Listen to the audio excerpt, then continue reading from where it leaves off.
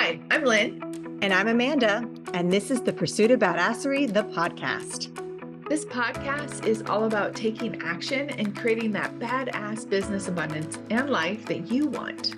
Where we share stories, laughs, wins, and epic fails to show you the whole picture of the entrepreneurial journey. It's not just unicorns and rainbows, people. Jump on and follow us through this raw and witty roller coaster, where we get down and dirty and go behind the scenes of life and entrepreneurship. Get on it, get over it, and get after it. Hey, I'm Lynn. And I'm Amanda. Welcome to the Pursuit of Badasserie, the podcast. We are back with another amazing guest. This is Elizabeth King. She's a certified international fertility expert, a little bit different today, and founder and CEO of the Fertility Clinic Academy. And she helps people with all backgrounds on their path to conception and having a healthy pregnancy, healthy baby, and carry everything to term. So we are super excited. She has been featured in Forbes, BBC, Entrepreneur, Newsweek, the New York Post, and now on the Pursuit of Badasserie. Welcome, Elizabeth. Thanks for having me. I'm excited to chat with you guys today. Yeah, tell us a little bit about your journey. So it's kind of the shortened version is at 19, which is now 30 almost years ago, which is scary to say, my sister was diagnosed with a rare cervical cancer. I did not know what a cervix was at that time and was told she had 4 months to live. Her big thing at that moment was, oh my gosh, I'm not going to be able to have kids. And my thing was like right out of the gate, I'll have one for you. It just wasn't even a question. What do we need to do to make that happen? That started the first intro into a fertility doctor. What would that look like if I carried a baby with our DNA and all the things? Only to then fast forward, I'll give you a spoiler alert. I did not end up being able to have a child for her. She is living and fine now, 30 years later. When I was 30, I went through my own divorce and went to that same fertility doctor and said, can I freeze my eggs? And at that time he said, no, you're too young, come back later. The technology wasn't what it is now. I went back again at 36, still single.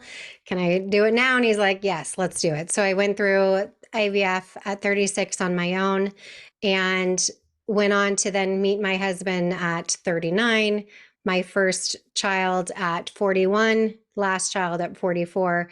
Ended up having all of my kids naturally. I have 3 children.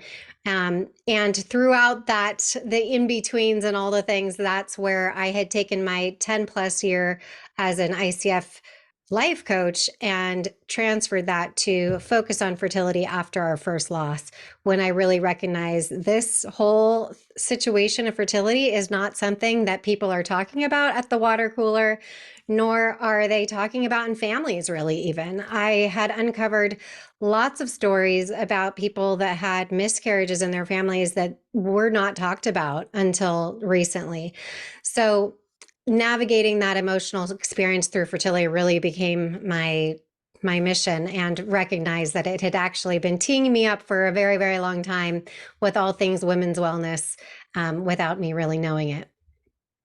Yeah, we love that you are so rooted in a why and understand that, like you're so rooted in the connection of, and I can only imagine like how, and I've known plenty of people, I know Amanda's known plenty of people that have struggled and have went through their own stories. Right. And so, right.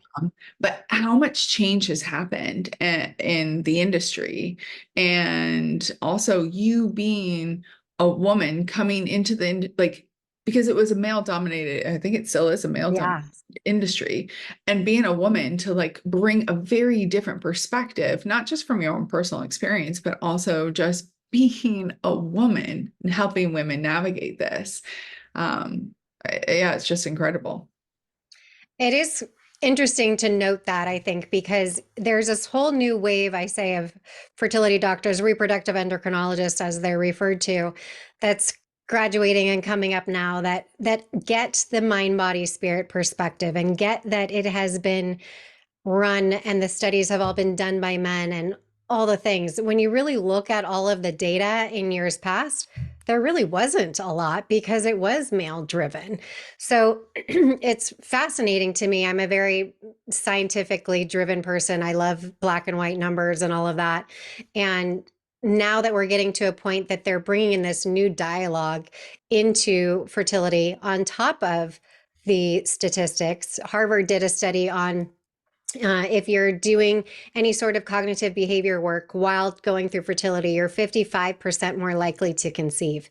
So the fact that Harvard did this study obviously speaks volumes, right? I mean, we want to shout that from the rooftop. That's not 1.5, that's 5.5. When you're in a fertility journey, that's a big number of a difference. The Mayo Clinic did a study in 2013 that showed if somebody who's going through fertility is the same stress level as a cancer patient, that validates millions of women feeling so stressed out about this fertility journey, thinking they're losing their mind. You're not. This is not an easy situation to go through. So I love quoting those because it just kind of validates people to know, like, okay, this is the real deal.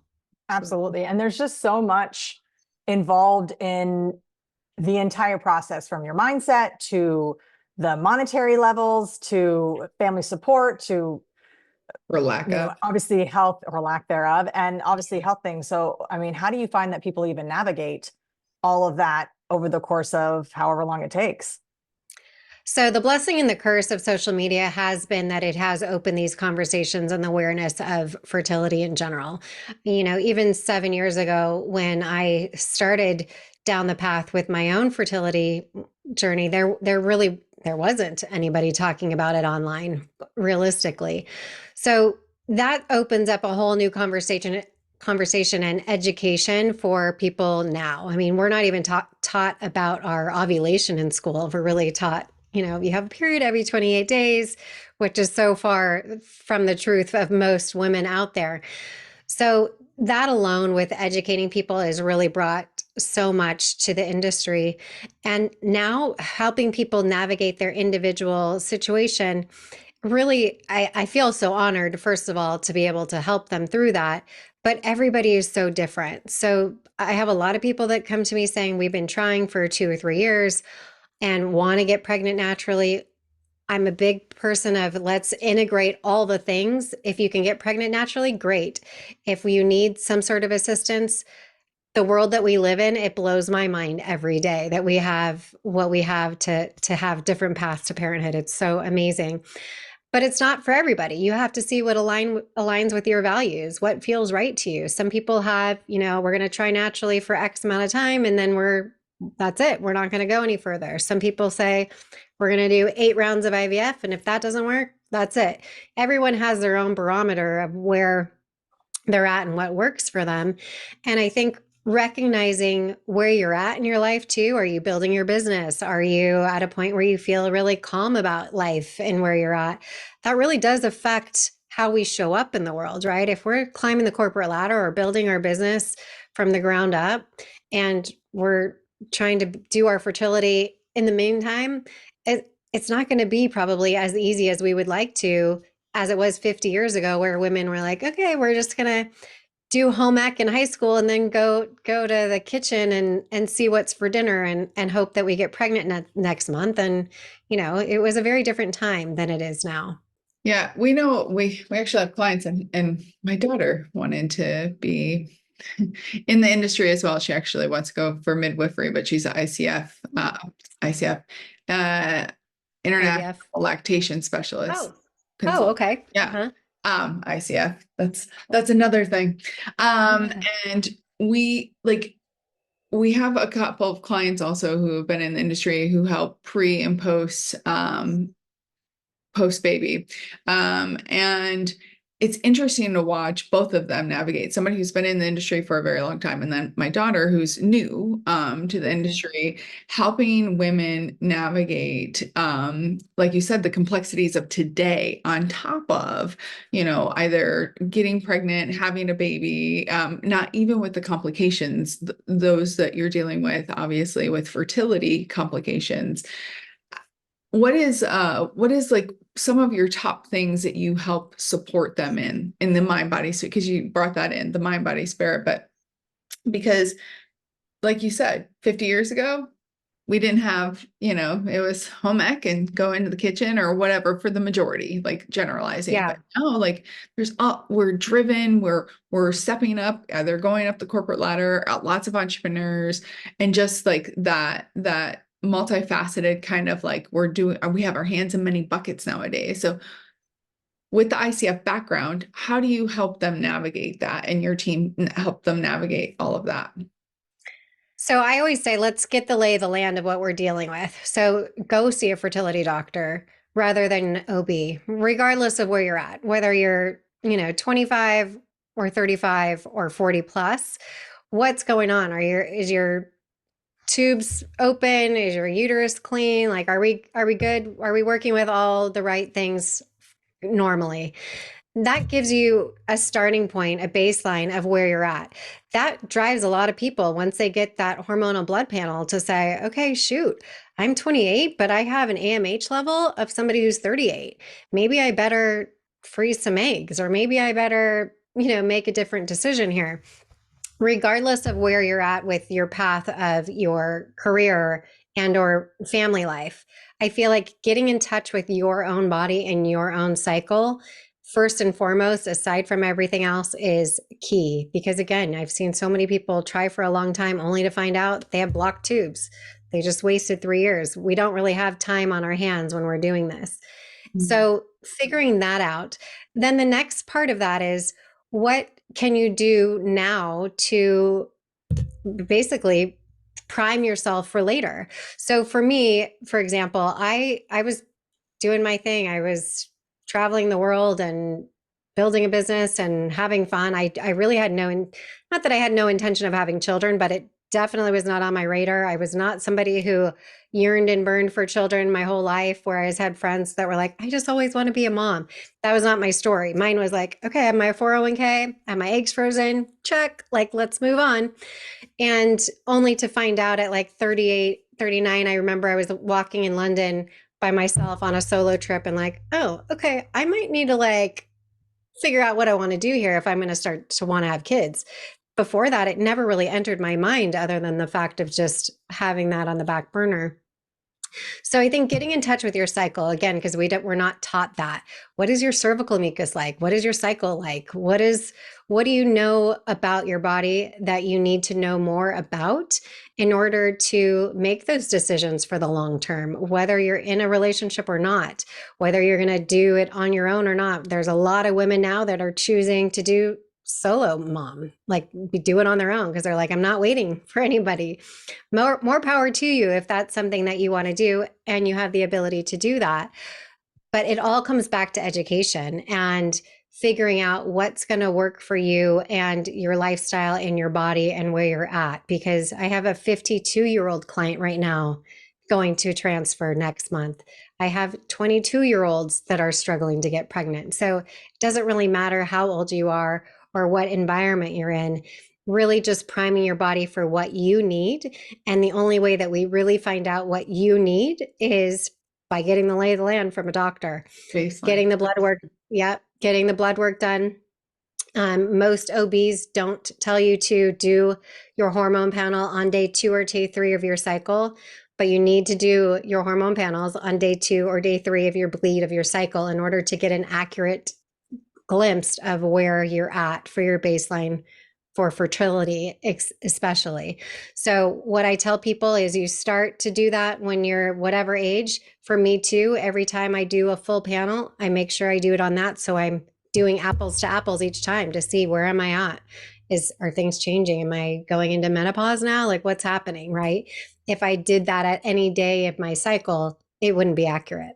So I think that's the biggest thing that I would say for people. Yeah, I know that on the backside. I had kids very young, not have. Clearly, if you have a daughter that's doing something, yes. Yeah, and You don't even look like.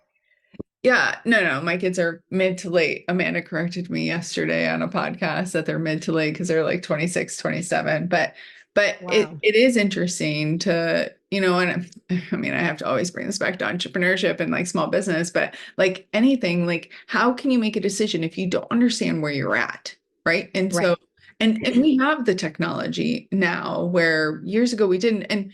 And I say we, and I'm saying this with a lot of love and respect because we do global, and we just actually had a bunch of women from Africa in one of the conferences that I facilitated here in Bangkok that Amanda spoke at. And, women there don't even have access to feminine hygiene products. But we also in the States, like there is this like such a divide of, and you were talking about education, like so many people, even that have access to the information, don't know about their own body in the basic sense, let alone what everything that you were just speaking about. And so For I sure. love everything that you just said. So And it just Most, feels like there's this huge impact on women's lives as we've become more aware, and it's become more acceptable to educate ourselves in these things because there's such a taboo around it, which drives me insane. And still, this kind of study is still, and that's actually when we were speaking of the conference and these women from Ethiopia, and it blew me away how it's 2024 and there's still such a lack of knowledge and education and like almost a willful ignorance when these things clearly impact women's lives, women's businesses, these heart-centered businesses like fertility, like lactation, like, pre and postnatal. It blows me away. It absolutely blows me away. And it's, so good to see that you are making this kind of impact. well, most OBs traditionally will say, "Oh, you have period cramps, here, take the pill. You have acne, go on the pill." That's kind of the blatant answer for many, many years. And now the younger generation is like, maybe I shouldn't do that. Although still a lot of people are saying, well, it's hormone free. Like it may be hormone free, but it's still disrupting your cycle, right? So you just have to think through all of these things and understand why you're doing what you're doing. Because if you're having painful periods, that's your body telling you something is wrong. Your hormones are off. You need to balance somewhere and something. Putting a band-aid on it is not fixing it. absolutely. That's very Western way. And, something you just said kind of triggered, like, I'm not sure if you know, but I'm a cancer survivor. And one of the things I learned during navigating that 20 years ago was becoming my biggest advocate. Mm-hmm. Like understanding who I am in the process, what my options are, doing the research myself, and making the decisions based on my beliefs, how I wanted to handle things, etc. And it is it is so important to really learn in many aspects of our life, but especially when it comes to our health, to be our biggest advocate, our number one advocate. And I love that you're supporting women in that because it is so empowering. And I know the change that it made in me like not just on my medical journey, not just on my health journey, but in everything that I do, becoming my biggest advocate has not just saved my life, but it is absolutely catapulted the things that I've done in my life. And so yeah, I love it. And I think that the advocacy for yourself always also leans into your intuition, right? As women, as a collective of knowing, this doesn't really sit well with me, right? And pushing back on the medical community or whoever it is that you're talking to. Similar story for me. I had fibroids and my OB was like, no, it's fine. I'm like, it kind of doesn't feel fine. They're small. Don't worry about it. So I went back to my fertility doctor. He's like, yeah, they're small, but they're exactly where you would need to implant. So you need to go see a gynecological oncologist, get those removed. And then sure enough, the next time I tried, we got pregnant. So advocating for yourself is huge, but also leaning into your intuition to trust yourself to say, no, I kind of want to go a different direction than this, right? We have so many people and resources outside of, Dr. Google that you can bounce ideas off of. You can say, hey, what do you know about this? What can you teach me about this? What do you think I should do in your experience? Your story is a perfect example of that for somebody else who's navigating the same thing. And I think that's true too, like to make it a more broad idea of your business, of your life, of what you're passionate about, what your goals, and you have to advocate for yourself because no one else is going to do it. And I think that I've seen it a lot where people are kind of waiting around for something to happen or someone to take over or something to change for you.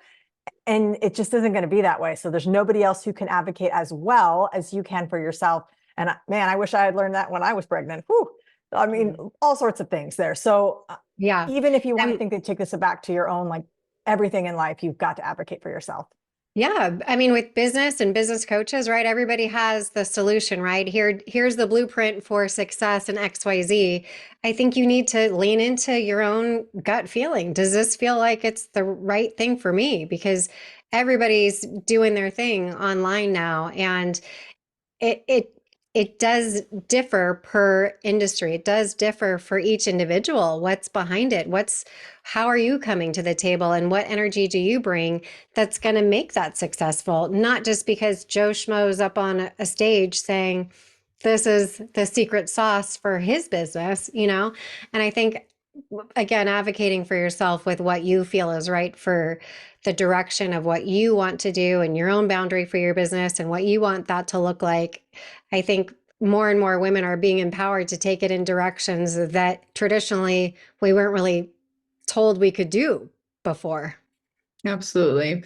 On that note, I'd love for you to speak a little bit more about, because kind of going back to one of the original things that we spoke about was you being in a male-driven industry, and you really kind of like coming into the industry, coupling your ICF background, your life coaching background with this, and you've accomplished huge milestones. Like your, over here we call them CVs, but your resume, right, is like it's extensive. And so I can imagine that you've had to push some boundaries and like absolutely like just step on some toes, not necessarily in a negative way, but to make sure that you're getting this message, you're helping the people that you need.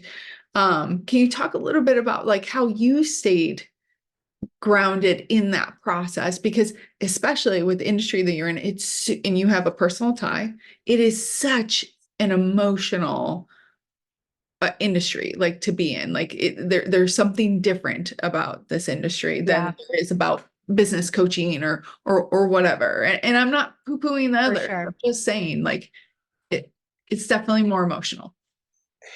Yes, I mean it's not been easy to, like I said, the old kind of generation of fertility doctors that you're trying to let them know, hey, if we can help your patients, they're going to be more successful. If you recognize that this is not just another day in the office for you and it's an extremely emotional path that they're on, you're going to have better statistics coming out your door, right? Because I don't want to say that's what they're all about, but for a lot of years, the fertility clinics, they wanted good statistics. They wanted to say, 9 out of 10 people coming out our door are pregnant. um, Traditionally, coaching has not been a thing, right? When I first became a coach in 2008, they're like, oh, you're from California, you eat sushi and you're a life coach. You're like, yeah, kind of, now everybody's a life coach. But from that specific industry, they still don't know what that is, right? If you're not a licensed therapist, they kind of didn't want to talk to you because they're like, they don't know what that means. So that in and of itself has been a whole journey of educating people as to what coaching is versus what therapy is and how that can work together to help the patient have a successful outcome. So I'm not going to say it's been an easy journey. It has not. But being able to continue to stay educated, I'm kind of the non MD showing up at these medical conferences for reproductive medicine to learn what these abstract researchers are showing, right? What are they presenting on? So when I go into the offices and talk to people, I can be educated on what's the latest and greatest of the research that's happening, right? So we know egg health has a lot to do now with the inflammation in our body. We've always been told, well, you're 40 years old, so guess what? You got 40-year-old eggs. Well, not yes and no. So that's a different story than it was 5 years ago because of the research that's being done. So if I can walk into the door and hold my own and say, I'm showing up as a collective for fertility coaches and how we can help your clinic and your patients be successful, they start to listen a little bit more and see that we are no longer just talking about people that are struggling on the emotional journey. We have the data to show what the mind body spirit combination can do in health in general, not just with fertility, but all things health related. It's not new news, right? So the fact that people are starting to wake up a little bit to see the value is amazing, but also it hasn't been easy, although I think it's getting a little bit easier with the younger generation of MDs coming up to recognize that there's a different aspect, because there's a whole lot of naturopaths and acupuncturists and everybody else that really agree with that. But in the world that I specifically live in with fertility, people come to me that have real true struggles that actually do need medical intervention. And you know, we need everybody. I talk about fertility teams. We need everybody to be on the same page of recognizing the value and importance of everybody's portion of this patient in front of us, right? So it's not just the medical guy, it's not just the acupuncturist, it's not just the therapist if they need medical, intervention with psychology, and the coach. So it's a variety of everybody for the success of the patient. Yeah, you made a comment in there and you said that I know that the mind body spirit has been around for a while, although in the US or in the Western countries, like it is a more newer concept versus the Eastern countries. But like IVF, what is it, only like 40 some years old? Like it hasn't been around long. So actually you are a trailblazer in because first of all, that industry hasn't been around that long. And then you coming into the industry and like talking about exactly what you're doing, you are a trailblazer because there aren't a lot like you. You're opening up so many doors. You're one of the first to open up doors to say, no, let's look at this as the collective. Let's see how we can support everything. And I love that you're just as much like you said, the black and white, as well as like the mind, body, spirit side as well. So I just hats off to you because I've been watching you and I haven't quite heard you say exactly that. I know you own your story, but you truly are a trailblazer. Like this is really incredible. Thank you. I appreciate you saying that. I'm sorry to say that I think, unfortunately, fertility is only going to become more of an issue globally. And just based on the things we've all been through in the last few years. And I don't think it's quite hit its peak with that. And so being able to support the couples that are going through that and what they're going to be facing down the road, and educating other people like your daughter to help support in other ways of women wellness is, I think, so important, because it's going to be a thing that continues to keep going, unfortunately. It really is unfortunate because I think you take it for granted, particularly when you're younger. You're like, oh, I've got years, or maybe I will. Yeah, we maybe try I not to get won't. pregnant, right? We're always thinking like, oh God, we can't get pregnant, God forbid, only to find out later, like, unless, yeah. Yeah, One way or the other. definitely, it's still a surprising subject. It's still a sad and difficult and challenging subject for a lot of people and situation. I don't think anybody ever wakes up one day and is like, oh, well, I'm probably super fertile, or like, oh, I bet you I can't have kids. Like nobody's having that conversation or even thinking those thoughts. For sure. I mean, the statistics for men too are insane the last 100 years with the decline of sperm counts. And, so it's not just for the women, it's across the board, really, of the lifestyles that we live now. And speaking of Africa, I've talked to people in places in random areas where they're still living very tribal and off the land, and they're like, we have people that are getting pregnant naturally at like 50 and 60 years old because they're healthy, they have no stress, their cycles are still where they should be. And that's amazing too, and just a testament to the fact that when you're off the grid and you're living naturally and your body is healthy, it operates the way that it's meant to. There's just very few places on the planet these days that are like that. But it's sad, but also I feel the fact that we're on this mission to help educate people on their bodies and their overall, we call it the sixth vital sign of your cycle, really helps you to understand not only your reproductive health, but your health in general. Yeah, no, I definitely agree. And I love this. thank you for being on our podcast, because I know, audience, we know this is slightly different than what we normally have, but I think coming off of the conference and all the conversations that we had around women's health and, our own personal journeys, but also, and not just, like you said, not just women's health, like this also affects men as well. Mhm. But we just really knew, like, we wanted to change the script. So we really appreciate you being on and sharing your knowledge and in your background and all of that. Thank you for having me. Again, I think that the more that women as a collective are having these conversations around work and saying, like, this is what's going on with me, right? The good, the bad, the ugly. It doesn't let the other person feel so isolated when they go through it, because they're like, oh, I remember Elizabeth said she had that, or Amanda said she had that going on, right? So it's opening up Pandora's box to really help support each other in a way that has been silenced for hundreds of years, unless you were living in a tribal community and everybody was in a tent together when they were on their period or something, right? Now we don't operate like that, and we don't support each other in the ways that we really do need to support each other, to say, hey, have you had your mammogram? Hey, have you you know what's going on? Are you feeling like you're not feeling so good? Or maybe you're on your period. Working in the cycle syncing, I think, is huge for a business. I know it could be an awkward conversation for people to have with their teams, but it is so much more productive when you know, okay, Susie Q's in her luteal phase. She's super creative this week. Like, let's have a meeting around that.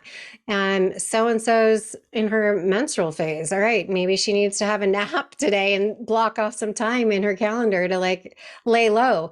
And it sounds funny because most of us entrepreneurs and business owners are very type A and go, go, go.